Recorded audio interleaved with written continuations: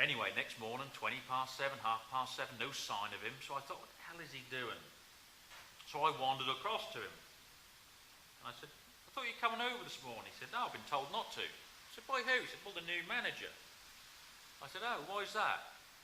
Well, he said, by the time I've finished, I've got another week, 10 days working here. He said, he doesn't want me to stop. He said, he wants me just... I said, well, it's going to take, what, an hour at the most? He said, I know. He said, but that's what he said. We're to leave it. So I went back, went and saw the guy, and he said, no. He said, we're not going to waste time with that. He said, if you can't get on, you can't get on. In a week's time or more, he'll be over there. You can pull it out then. I said, it'll sink. No, it won't. It's fine. It's not... So that was that. So we left the machine there, and she did start to sink that week. You know, it's just suddenly not going to come out, is it? So it was going in. And each day I'd go and have a look at it. It was getting a little bit further and a little bit further. And about a week, 10 days later, he was coming across. He said, we're going to pull it out today. I said, all right.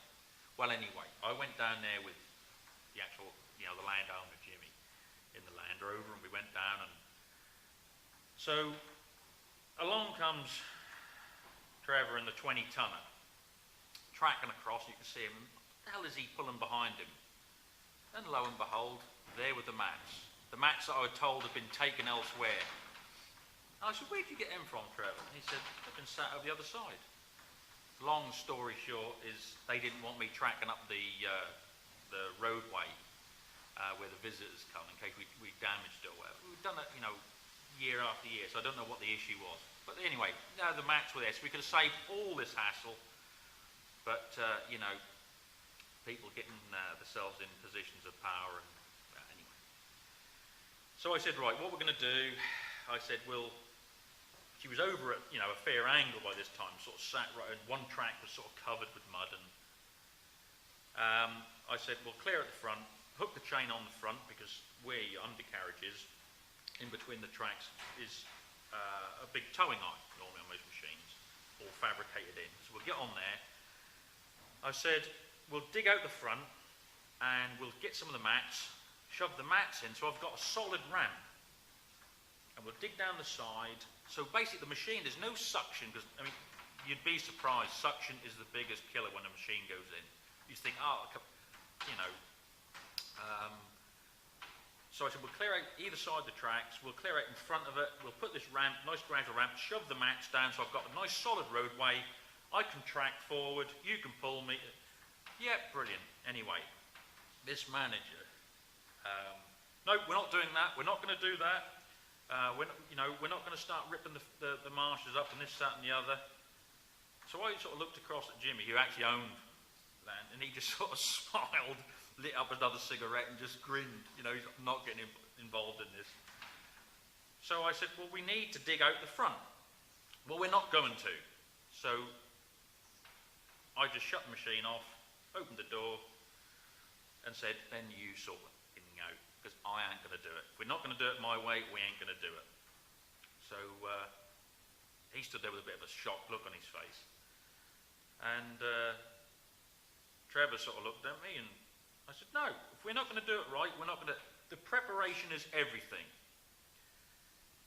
So this manager looks up and looks across to one of his guys, the one that could drive it. He'd come down, the other guy that could drive the machine, Mark. And he's getting that machine, Mark. You drive it. So Mark sort of looked a bit sheepish and got in it, and off they went. So I just walked out the way and just get on with it, because if we're not going to do it right, we won't do it at all. So they fired the machine up. Trevor started. Anyway, first thing he did, because the machine's in, it's just like, as I said, the suction and whatever, it's just like an anchor. So even with a 20-tonner, Trevor's trying to pull the machine out. It hasn't got the power to track, and Trevor just skis towards him every time, just pulls himself towards the machine rather than the other way round. So I'm just stood there looking, you know, well, could have told you that. Anyway, what they did in the end, they had to admit defeat and let Trevor dig. So Trevor dug in front of himself, not in front of the machine that was stuck, himself, and he got some mats and he wedged them in. So You can imagine, say, right, that they're at an angle like that. Trevor's now, rather than skidding, he's sort of tipping his nose in, and he's got something to dig against. So really, then he's got some leverage. And so when he started again, he pulled them, and they went into the front of the mats. The old machine tipped up, the 20-tonner did, and then there's obviously power pulling back. And Mark was tracking the old JCB, and it started to move. The thing is, and this is what I was explaining to Cotton Top, you know, all they're going to do, a machine like that, all it's going to want to do is pull in and submarine and go down. And that's what happened. It actually pulled in further, to the point that he's then got both tracks in and mud going over the top. All this old peat and, you know, debris coming over the top. And in the end, I mean, the 20-tonner was now locked in with this mat in front of it. That wasn't going to go anywhere. And he's tracking, he's pulling, and it just got worse and worse and worse. In the end, he had like this big bow wave of material in front of him. And it wasn't coming out. But then at one point, whether it hit something a bit harder or whatever, or there was just so much material, suddenly the old JCB started to climb up. And probably just the amount of material. You know, she just got, and you know, Trevor's lifting as well. It's pretty close enough that he was lifting up as well to pull the front up. Anyway, whatever, it started to come up. And I mean, it really came up because there was this huge mound in front of it, so it couldn't just come up and over, like we had declared it. It had to climb this massive, and she just went up and up and up, and she was sitting on a counterweight on the back, you know, and this thing was stood up like this and still going well and still running. And I just looked across, and you could see the smug look on their faces. You know, well, see, we didn't need to do all that preparation, it's coming out, there you go, and this, that, and the other. And that smug look remained right until the point where the engine just on the JCB just went bang, bang, bang, bang, bang, bang, and then seized up because it had been starved of oil. So the smug look just disappeared, and they're now left with not only a stuck machine, but a stuck machine with a seized engine, sat in a mud hole like that. So I just sort of looked at them, trying not to smile too much, and Jimmy just leaned out the window, lit another fag, and just went, "You might as well come with me and have a cup of tea, boy." So that was it. I jumped in the Land Rover, and we left him to it. So that was all down to a lack of preparation. What could have been, you know, a week earlier, a simple recovery, like a 10-minute recovery, turned into a machine stuck in a hole with a seized engine. But it don't stop there.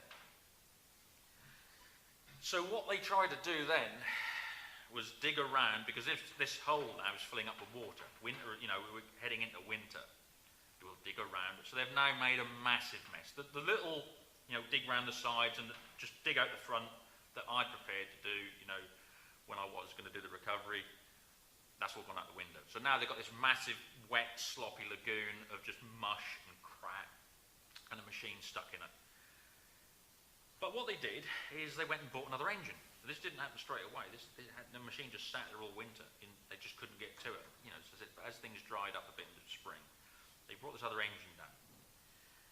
Now, as you'll all, well, most of you'll know, an engine may be a straight six turbo or whatever, but it might be fitted in a digger, or it might be fitted in a combine, or it might be fitted in a tractor or on a genset or a pump or whatever. They just got, an engine. And they took the other one out, the seized one, and they put the new one in, or second hand, you know, the one that ran anyway, and connected everything up, but didn't realise that, well, I know the oil pipe goes in here on the old one, but there's another one here I can put it into. It was for a completely different configuration. So where they thought they'd plumbed the oil into, they hadn't. So they fired the new engine up, and within 5 minutes, bang, bang, bang, bang, that seized. Straight up, that seized as well. And in the end, the guy who Trevor worked for said, "We'll recover it, but we'll own it. And they had to admit defeat and said, yeah. And they come down, put another engine in, so the third engine. And they got it out and used it for years after that, loading a concrete crusher. It was absolutely perfect. So there you are. That's what preparation is all about. You know, if you don't do it, it can really cost you. But yeah, sort of live and learn. So yeah, that's my getting machines stuck story for today. We've recovered a lot more, but you know, they say you only gain your experience from actually doing it wrong yourself. Right, well, I suppose I'd better keep. This is an awkward pig. This really is. But anyway, I'm going to get on with doing this. Anyone else has subscribed since I did my last video? Welcome. Thank you for subscribing. I did get a question the other day saying, how much does it cost to subscribe to the channel? Well, you see the red button on, you know, this video that says subscribe underneath my. It's free. Just click on that, and all that will happen is whenever I produce some more crap, you'll get a notification.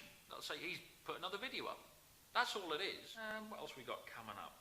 Well, with the weather, as I said, you just heard that the rain.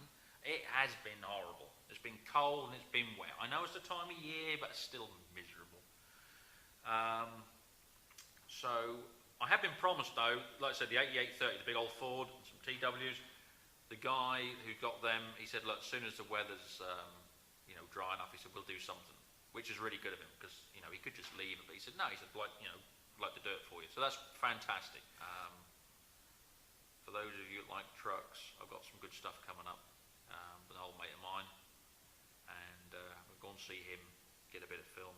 Now, he's got some interesting stuff, really has, and he's invited me over. So yeah, there we are. I better get on with this, I suppose. Right, I shall crack on, and yeah, thank you very much for joining us again. So look after yourselves and mind how you go.